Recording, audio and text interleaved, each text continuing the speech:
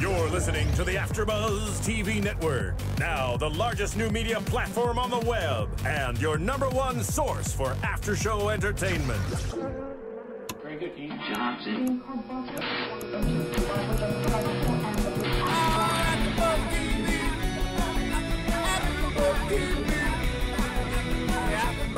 On the AFTERBUZZ Studios in Los Angeles, California, and streaming live on Ustream. This is AFTERBUZZ TV for Boardwalk Empire. We'll break down tonight's episode and get you all the latest Boardwalk Empire news and gossip. If you'd like to buzz in on tonight's show, you can buzz us at 424-256-1729. That's 424-256-1729. And now, picking up where the show leaves off and the buzz continues, it's AFTERBUZZ TV for Boardwalk Empire. Hello, Boardwalk Empire fans. Keven Undergaro here for Season 2, Episode 3, A Dangerous Maid. Our apologies for broadcasting this so late. I know we aired... Actually, this aired Sunday, where it's Tuesday that we're doing the show. We apologize. We're usually a lot faster with our turnaround. We were at the John Lovitz Comedy Club doing the Season 4 finale of Breaking Bad live with the cast of Breaking Bad, and it more or less knocked the wind out of us, didn't it, Jesse? Absolutely. But in a good way, It was a great production, and we're looking forward to doing many more. And with any luck, geez, I'd love to see us doing Boardwalk up there at some point. Anyway, I apologize for coming in so late, and I also apologize that I'm alone. Unfortunately, you will not have John Comerford. You will not have Paul Ashton. You will not have Bethany Jaber. You will not have some of our Boardwalk Empire experts. You're left with little old me. Anyway, I loved this episode, and I love this show. And one of the difficult things I find about hosting this show is the fact that there's just so much. This is so rich. This show, it's so rich with information, so rich with characters, but yet it all ties together very nicely and it all fits. And I enjoyed so much, and I'm so grateful that now that Breaking Bad is done, I can turn over to this. Needless to say, let's start with talking about good old Van Alden and Lucy. We end up opening on them. And we have Van Alden now, who is obsessed with delivering this baby, I'm sure, to be able to give to his wife, who could not be impregnated. We know from Season 1, or at least it was difficult for them. And we see Lucy, who is cooped up in a time without television, people, but also without a radio, without a record player, just sitting there alone all day long. And we see her pregnant, drinking and smoking, which of course we know women did into the 1970s. But certainly it's not only normal for women to do it back then, but I think also the writers were really showing us just how miserable she is and how disconnected she is from the baby that's growing inside her. It's interesting. She gets a visit from Eddie Cantor. And if any of you people know it, whether you know it or not, Eddie Cantor was a real-life American singer. Believe died. I should look this up. I think he died in the early '60s, but was around during the Jolson times. And I just love how this show uses true life figures and weaves them in. And I know they say that they say just loosely based on, because I think they want the freedom to be able to play around with them. But so far, they've been loose to the point of entertainment, but not so loose that someone who is supposed to die doesn't, or is supposed to live doesn't. And anyway, I enjoy that, and I think other audience members do as well. So we see Eddie Cantor. He comes in and wants to bring her back to Broadway or vaudeville, and gives her a script, and she starts reading the script. And of course, Van Alden's not going to have this. And we know why. He's very Bible Belt, and this is just blasphemous in some way that he sees. But it's interesting. He does respond to one thing she says when she says, you know, you're not, Nucky was fun. You know, and this really strikes a chord in him. He's obsessed with Nucky, but I'd like to think it's his obsession with Margaret. And when he asked that question, because we know Nucky and Margaret, he knows Nucky and Margaret are together, it's just interesting that he wants to know, why she likes Nucky. And, of course, we know it's fun. And the payoff is it seems like he ends up buying her a record player so that, at very least, her Victrola, she can listen to music. And we see her almost about to throw herself down a set of stairs to get rid of the baby when the Victrola delivery man comes, saving the baby and anesthetizing her, hopefully for future episodes, and to have this baby. But it was just I felt it was very interesting. And speaking of Van Alden, when he goes and meets with Doyle, who it just is played so well, he's just such a creep with that little chuckle that he does under his breath at the end of many of his sentences. And it looks like he's buying contacts off of him to continue to break his case. And while he's there giving this guy money, he also while he's being somewhat corrupt in his actions, makes it very clear that he will bust Doyle if Doyle's involved in trying to sell him alcohol. And Doyle refers to a picture on the wall of a beautiful girl that he notices Van Alden is looking at. And it just brings up a great line, I thought, from Duffy, where he says to him, he's like, "I can't get a read on you, cop." And I think that says it all. There's such a duality to Van Alden. This guy that's whipping himself in the back over the fact he has impure thoughts, and yet at the same time lusts after other women outside his marriage. It's very interesting, and I think I love these two characters, and to take a step back, I love all the characters on this show. I also do the Dexter after show, and I love Dexter.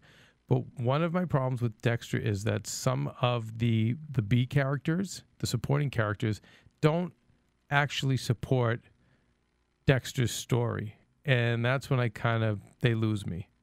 Whereas the better shows, Breaking Bad, or the better characters on Dexter, and the better shows like this one, all of these characters, I feel, in some way affect what's going on with Nucky.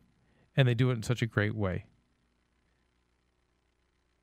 Speaking of which, the New York gang. When we go to New York, we see real-life historical characters, and Lucky Luciano, who this season they're calling Charlie.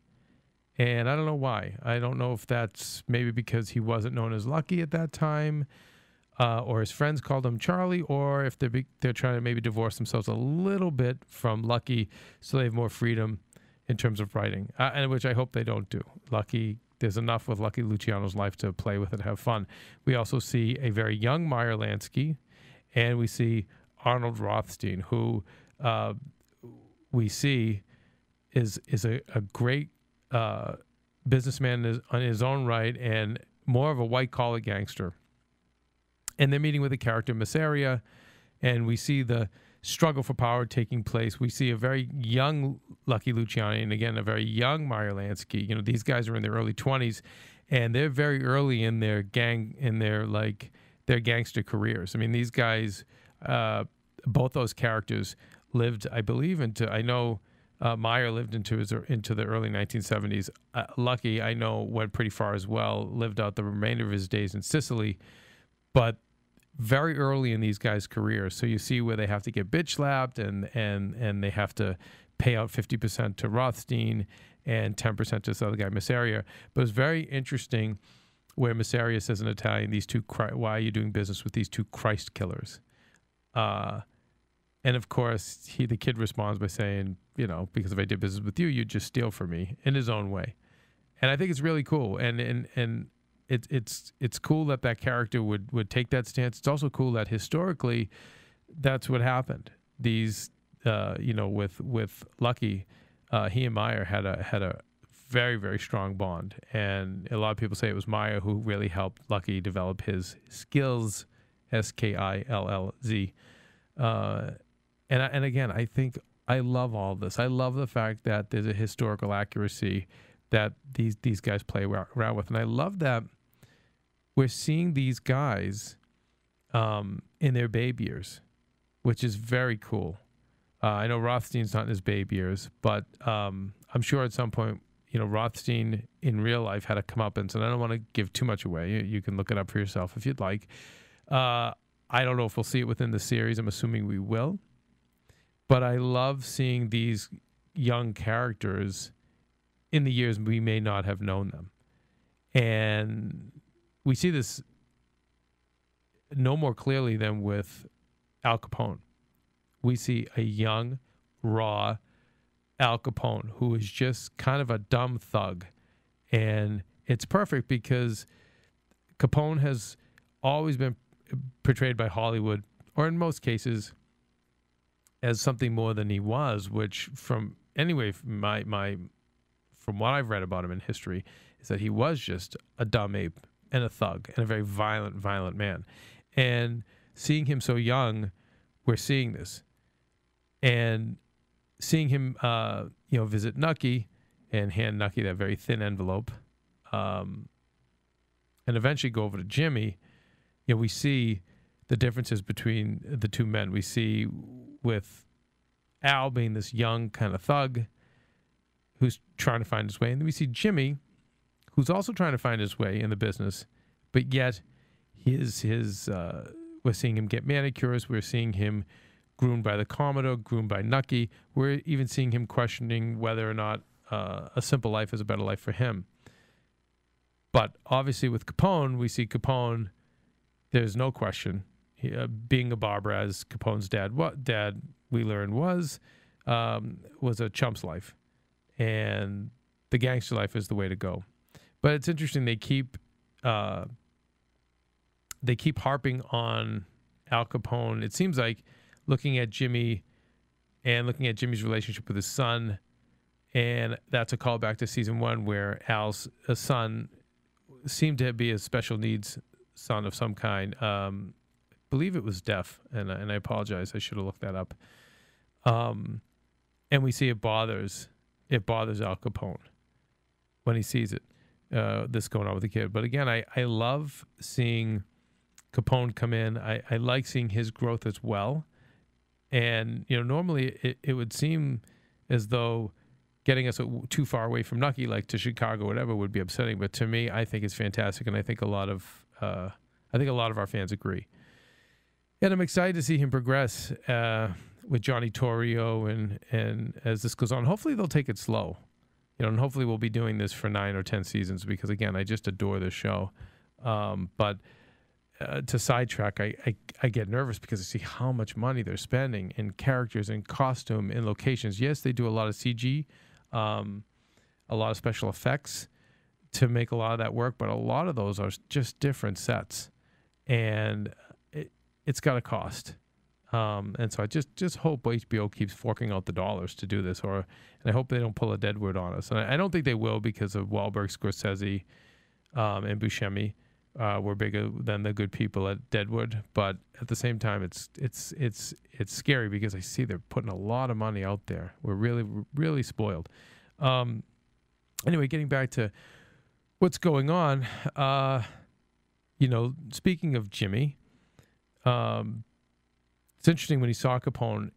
I think he was initially nervous that this guy was in his house, because Jimmy's so sharp that he knows Capone's a thug. I think he feels as though he's just a necessary evil he has to deal with, but I think he knows who he's dealing with at the end of the day. So it's interesting, the actor, Michael Pitt, I think played it very well. His first reaction was like, oh my God, what is this thug doing with my child and my wife? And then, he plays it, he's able to get playful and kind of go down to his level with a wrestling match and play along with him. But, speaking of the similarities between the characters, it was, and yet the differences, Capone says it himself, like, ain't it funny, you married a Dago and I married a Mick. And again, if you don't know, that's slang for Dago is slang for Italian, and Mick is slang for Irish.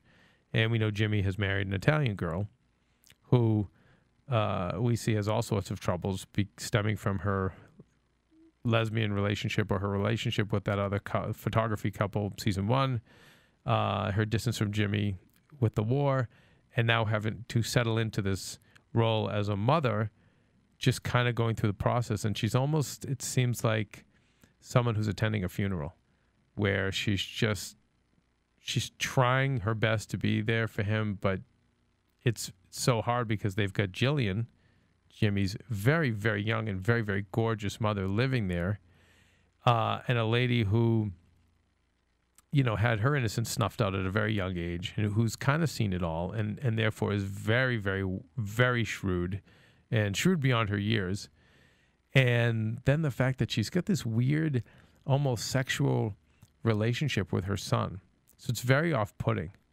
And even when the wife tries to be there for Jimmy, and,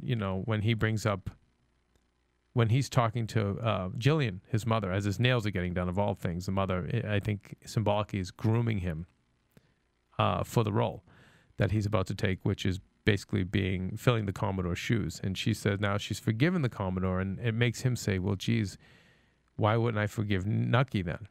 And I think that is kind of the crack in the foundation that is going to eventually bring Nucky and Jimmy back together, which will ultimately help Nucky redeem himself through everything he's enduring. But it was interesting. The wife overhears this and says, why is Nucky, forgive Nucky for what? And it's like, you could see she's almost like extending herself to be there, and he shuts her right off. The relationship I think he should be having with his wife, he's actually having with his mom. And we see we're going to be seeing more and more of that as it goes on. I had kind of thought that the character of Jillian would side with Nucky, but I see that she's going where the money is, and she's putting her money on the Commodore. So we'll see how it goes.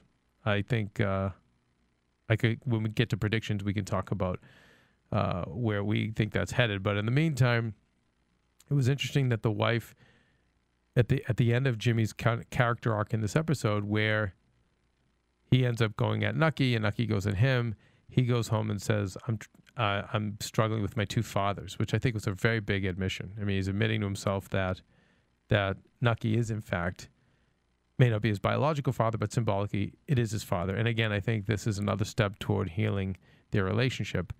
But it was interesting that the wife was actually there to console him, and he took that consolation. So hopefully there's some hope on the horizon for their relationship. Speaking of the Commodore, him and his dyed brown hair, he's just out and about and really making things happen. We know he controls the Coast Guard, so therefore he's controlling the alcohol that's coming in. But we see he doesn't have all the power he wants. And I just love the scene where he sat down with this character by the name of Bill McCoy, who's a liquor man, but got his start in the halibut motor oil business. And I can't help but think that that's not some kind of callback to Halliburton and oil over in Iraq or, Afghanistan. I can't help but think there isn't some, not that Bill McCoy is Dick Cheney or anything by any stretch of the imagination. But I do feel that the writers have a lot of fun in making us very much aware that what went on then could very easily go on now.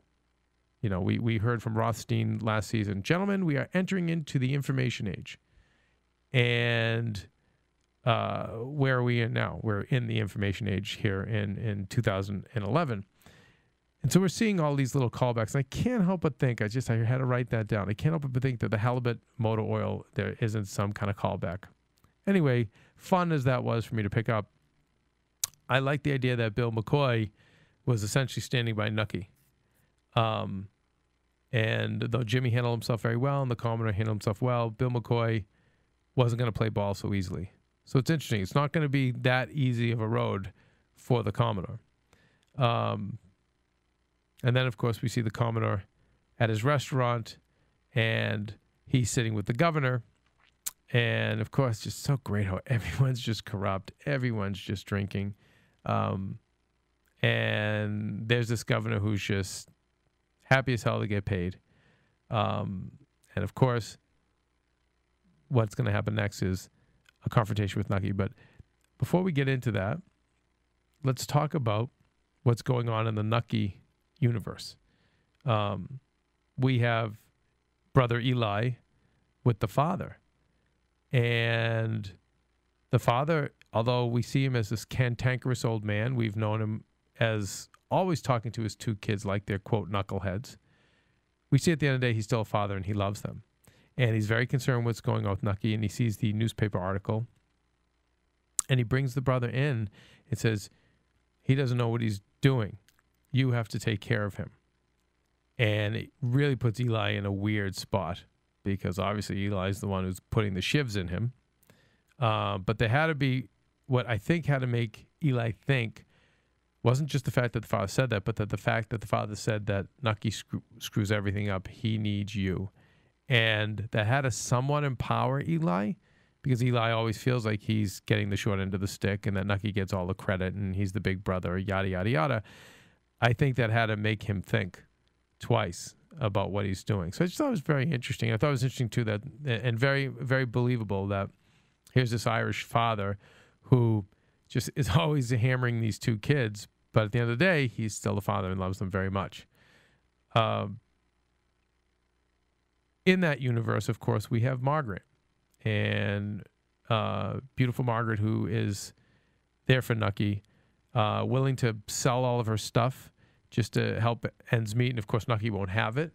A, he won't have it, I think, because he loves her and he doesn't want her to go without. But I think, B, he's such a smart businessman. He knows you don't ever want to show your competition or even the people you're doing business with that you're down, because that's when people take advantage of you or people don't respect you or don't want to do business with you. So a little bit of lesson in life. It's funny. A friend of mine who's almost a billionaire, his dad, who started this giant company and I think is in his 90s now, I always pick his brain about the Depression. I talk to him about this show a lot too, which he loves. But, he was saying that the smarter guys after the Depression were the ones who didn't go and sell their Rolls Royces, who didn't go and sell their cars, who didn't sell their furs, who didn't sell their jewelry, but were able to keep up that facade. They were the smarter ones because that was necessary to never let them see you sweat, so to speak.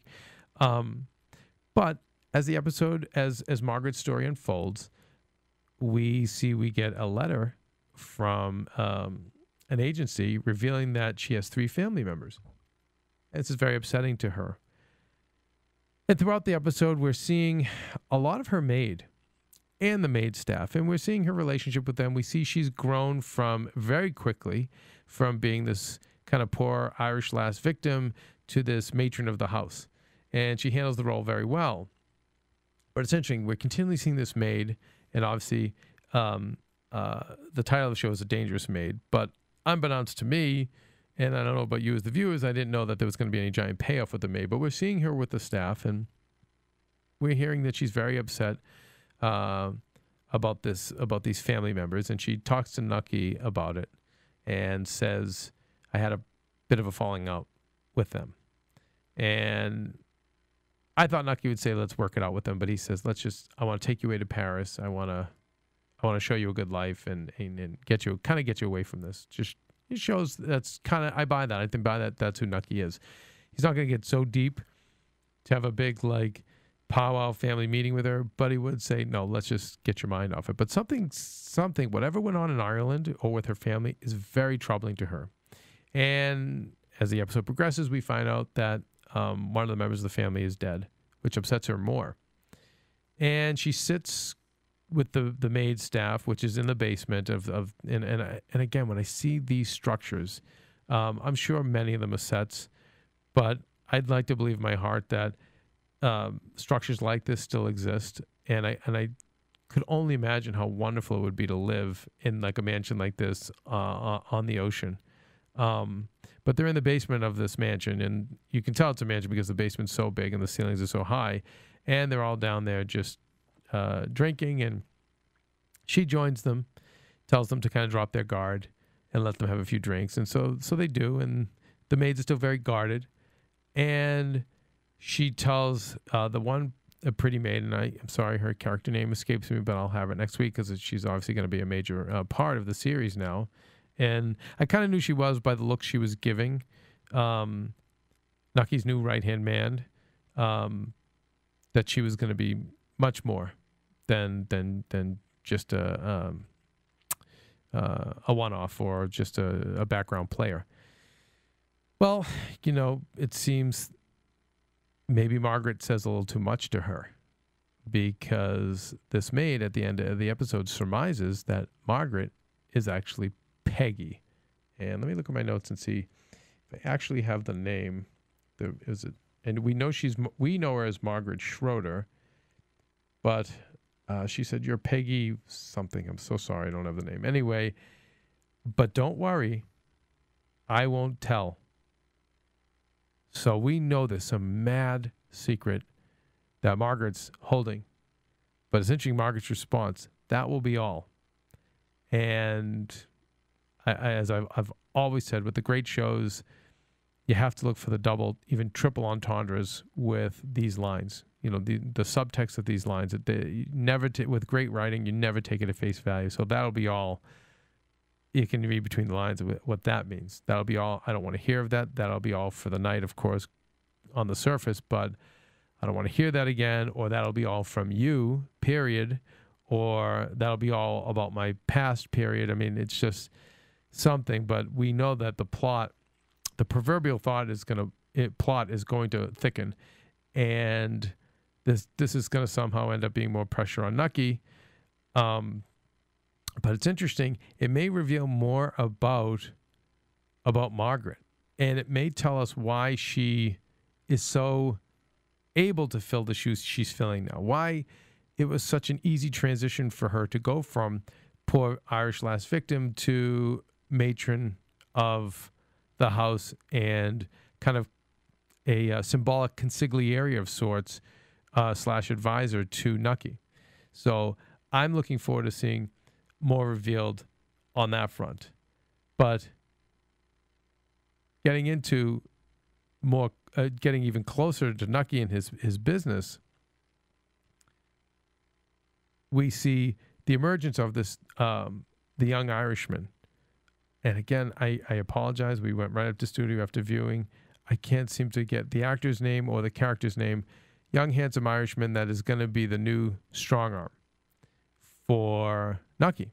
He's a barback now, but at the casino, but there it's like he's not fulfilling what he feels would be his greatest role to Nucky, and basically says, "You need my protection, and I'd like to offer it." And of course, we know, although Nucky doesn't want to acknowledge that, we know he really does need the help. And we see that he's going to be quite formidable.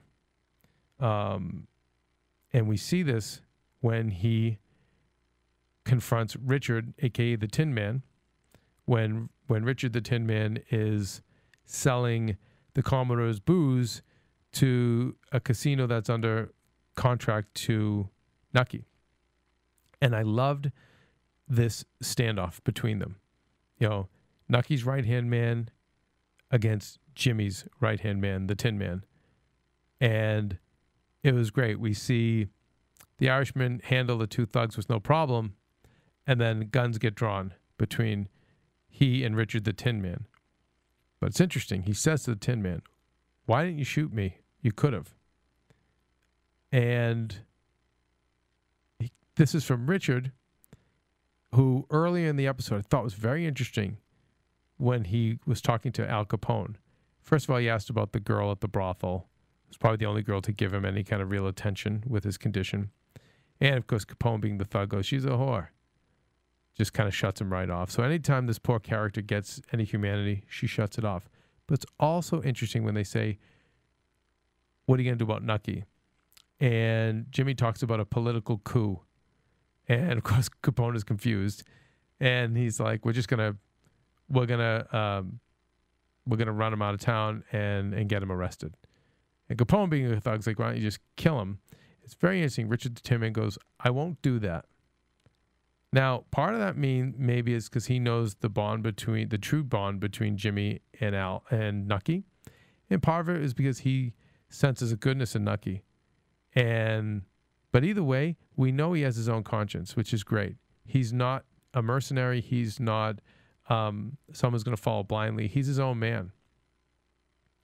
And it's interesting when the Irishman confronts the Tin Man and says, did you get that in the war? And there's almost like a little respect for just right there in that exchange, because we can see they've both been warriors. And he says, and the Irishman says to him, who are you fighting for now? So it's just very interesting that something within that exchange made the Tin Man think long enough to not do anything. And who knows, it might just be because he feels some kind of loyalty to Nucky. Maybe he loves Margaret Schroeder and those kids and doesn't want to see them orphaned. It's just something there. So he hesitates and they have a standoff. But it's nice to know Nucky's going to have some reinforcement. And it's nice to know that Richard the Tin Man has his own head. And I think it's great because I love the character. And in case you're wondering, that's what they would have done, is they would have fashioned some kind of tin plate to someone's face, which again I think is just I just get so excited when I see when they take these chances and do these things, but to bring characters like this to life. Okay, finally getting down to poor Nucky. He reaches out to the Attorney General. And if you recall, the Attorney General, he helped the Attorney General and Warren Harding, our president at the time, get into office. He squashed what would have been a huge scandal to get Harding elected. And I know we've talked about it in seasons past, but Harding is known as the most corrupt and the lamest president that we've ever had, maybe until recent ones. But certainly, I'd say before 2000. Anyhow, it's interesting, and it's played so well by a friend of mine, Chris McDonald, who is in my movie Serial Buddies. It's just, he's spectacular. And it's interesting. He's sitting there talking to Nucky, and during the Prohibition era, he's ordering people around for where to put the wine. Oh, don't put the wine on the heater. It'll go bad. Come on, what are you doing? But I'd like to look into why he said the White House had to be fumigated. I'd like to look into why. I'm sure there's some historical accuracy as to why. But again, I'm sure symbolism-wise, I think it's cleaning out the old ways, and it's like there's a new sheriff in town there, which, you know, it became, as what we know in history, it just became the party White House, where all they did was just kind of party and do nothing and just be corrupt. Nucky, needless to say, Nucky reaches out for his help. He can't provide the help at this time. As he said, you know, let me unpack my socks, you know, and it's, again, great symbolism, socks, feet, getting your foot in the ground. I mean, get your footing, all these different things, you know, come to mind with a line like that. Nucky throws the phone down. You know, he basically says, okay, well, I'm in jail. And he throws the phone down. But it's so interesting with Kessler, his Polish manservant. I just love how, again, even though he takes a lot of Nucky's crap, he's very loyal, but he also has his own, he also has a head on his shoulders as well. He doesn't just go blindly, because he says, get rid of the phone. It's off the hook. I don't want any calls. Leave it off the hook. And he completely ignores him because later on he tells him he has a call. And I love that. Again, I love these characters. Well, you know, we're going to see Nucky, and we've talked about Nucky and Margaret, but he decides, let's go to dinner, Margaret. You know, it's all coming down on me, but at least let's go out and have a bite to eat. And, well, they go out for their bite to eat with the mayor and his wife, and sure enough, there's the Commodore, Jimmy, and the governor. And the girl who's, you know, running the place, the hostess, is like, wait, back off. You know, she can see she's uncomfortable, knowing that there's heat between the Commodore and Nucky. And Lucky's like, no, I'm fine. And so they sit, and it's very tense. It's very uncomfortable for them. And all it takes is for Margaret to order lobster, and for there to be no lobster. And Margaret puts on this really sad face. And Nucky looks across the room, and there's the Commodore about to devour this giant lobster. And over marches Nucky to confront him. And I loved it. I thought this scene was amazing. And he said, this is the last meal you're going to have in this place. And he throws the lobster on the ground, and he spells it out to Jimmy. He says, you know, you want to know what he said about your mother, basically, is like, yeah, just give me that one over there. He didn't even call her by name. And the Commodore's coaching him back. Look him in the eye, boy, which he does. And when it's about to get violent between the two of them, the Commodore stops him, says, that's not how we handle business. And he sits down.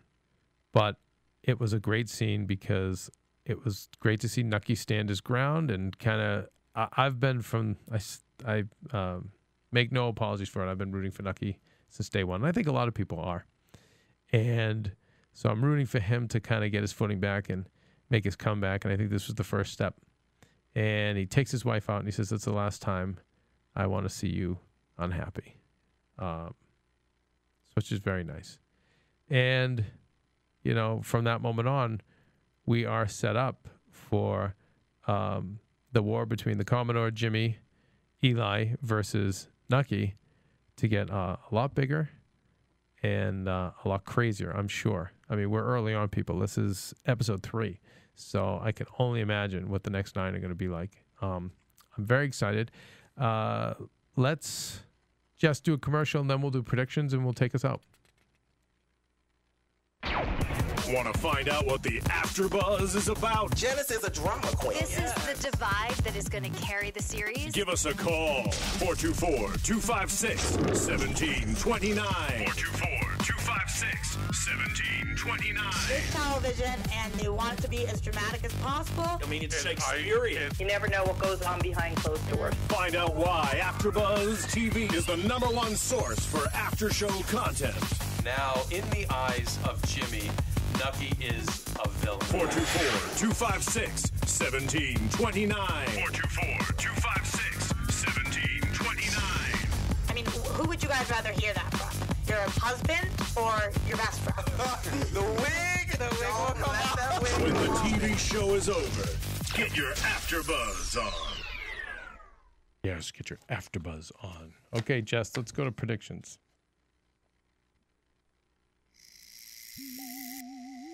And now, your AfterBuzz TV predictions.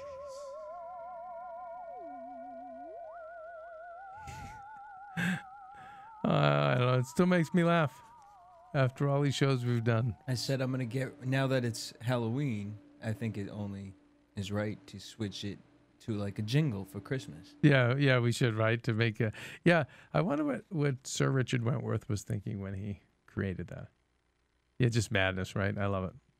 Anyway, well, I'm predicting we're going to have another very thick and very full episode next week. I'm so sorry. Our DVR cut off, Jesse, for the scenes from next week. So, you know, many times on these shows, as these shows progress, I notice with the predictions, they get more and more cryptic. It's almost like they don't want you to know. They want you to go to the website where they'll have an expanded one. I noticed with That's the smart marketing. Smart marketing, absolutely. I noticed with The Sopranos, early on, the scenes from next week were very accurate, like when they did it. But then by season 2 and 3, they became more and more cryptic. So you had no idea what was going on. So it's hard to hold a lot of stock in these. I think it's typical of what I can say is I believe things will get worse for Nucky before they get better. If you've heard my other podcasts, you know, especially with Breaking Bad, I talk about that in filmmaking. You know, your protagonist in your general screenplay format, you know, you want to put him through a lot of shit, basically. that's what is going to bring out his true character. But the more you put on him, and the more you intensify that as his story or journey goes, generally the better the overall story will be. And you have to bring him basically to his knees, or even lower than that if that's possible, right before the end, when ultimately he'll get his redemption. And it's standard in screenwriting, but I also think it's standard in storytelling. And we just got through seeing this in Breaking Bad, and I was saying to my other hosts all along, don't worry, seeing the main character on that show, Walter White, be raked over the coals for the 12, I think, episodes until that 13th one. I'm not sure if it was 12 or 13 was the last one. And then the last one took him to the end of the episode, but finally he was able to redeem himself. And I feel as though with Nucky, we're going to see the same thing. I feel like with Nucky, we are going to see him go through a lot more turmoil. I think a lot more stress is going to be thrown at him. And I think ultimately it'll come down to him against the Commodore at the end. And I hope I'm not giving anything away, but it's just a prediction. I think he will ultimately best the Commodore.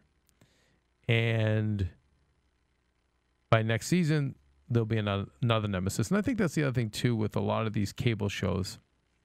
And I think it started with The Sopranos, where every season had a nemesis. And, when Tony Soprano would best that nemesis, a new one would develop for the second season.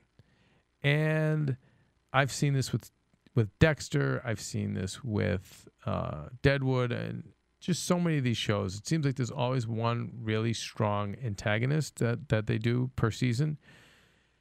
And for us now, it's the Commodore. And I feel as though Nucky will have to take a lot more crap from him along the way.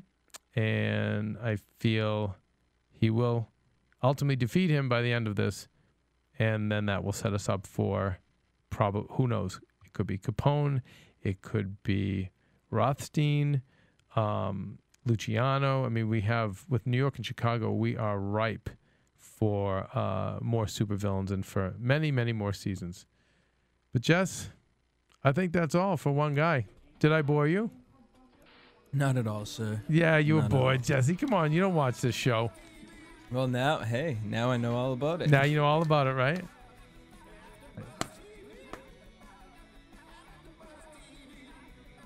From producers Keven Undergaro and Phil Svitek, engineer DJ Jesse Janity, and the entire AfterBuzz TV staff, we would like to thank you for listening to the AfterBuzz TV network.